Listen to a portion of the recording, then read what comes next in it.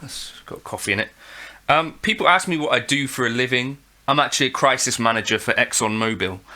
Anyway, so something happened recently which made me think this is an interesting time to be a boutique amp builder, but I think an amp builder in general.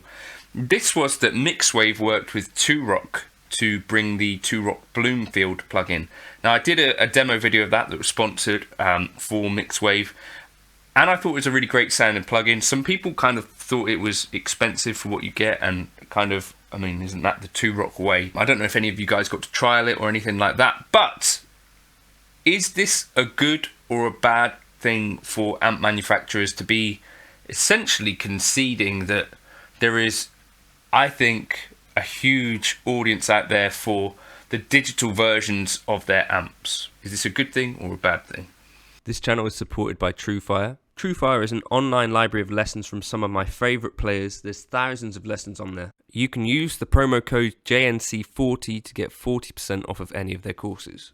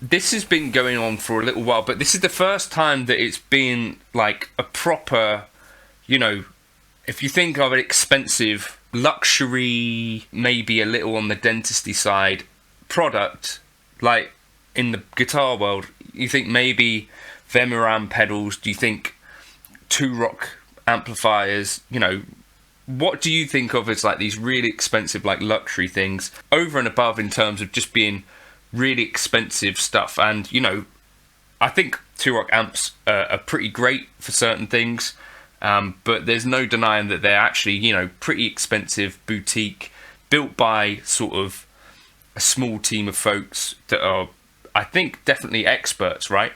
But that's kind of the thing, right? Because one of the things that I think amp builders and the amp industry in general, I think, has been pretty firmly behind the idea that the plugins and the digital stuff doesn't really sound like the real thing. And that has been an ongoing sort of struggle, and I get comments on that sort of stuff all the time. Whether it is the same or not, there is a huge audience for this. So I think it can be, on the one hand, a good thing and a bad thing. I guess the earliest example of this that I can think of, except for, I think Amplitude have done a few bits and pieces like this. So let me know the ones that I'm missing in the comments. But Scuffham S-Gear, so Mike Scuffham used to work for Marshall and now makes his own sort of plugin. So that's one guy that's come from an amp company and then has built his own thing, S-Gear, which is actually really good stuff. I have tried it, I've demoed it. What else is there? So there's Neural DSP kind of did quite a lot of this with the Morgan suite, the Fortin stuff, which they did quite earlier on. Although I think in a lot of ways the Neural DSP thing, to me at least, I hadn't really heard of Fortin amps before Neural DSP. So I think that could have actually had a really positive impact in terms of getting people to know about these amps. You know, if you find these, maybe we'll come on to this, but if you find that a amp plugin works really well for you, does that then turn you on to the real amp? In some ways, could you see this as like a bit of a advertising thing? For sure, you know, Fortin, I think, I maybe check this on Google Trends, but I'd imagine that once Neural DSP kind of arrived and did some Fortin plugins, that is when Fortin's interest probably spiked, I'm guessing. They also did the Mesa Boogie 2C stuff, and that's, I think, Mesa Boogie did some stuff with Amplitude as well, but that's kind of interesting to have like an official licensed Mesa Boogie thing. Again, Mesa Boogie, I think one of these more boutique, expensive brands. I guess Morgan as well. I guess all of them. I think Blackstar have done an interesting thing as well more recently. I get emails from them asking me to do some stuff, but I've never actually done any. They brought out like an amp and almost simultaneously brought out a plug-in version of it. And I think Laney have just done something like that as well.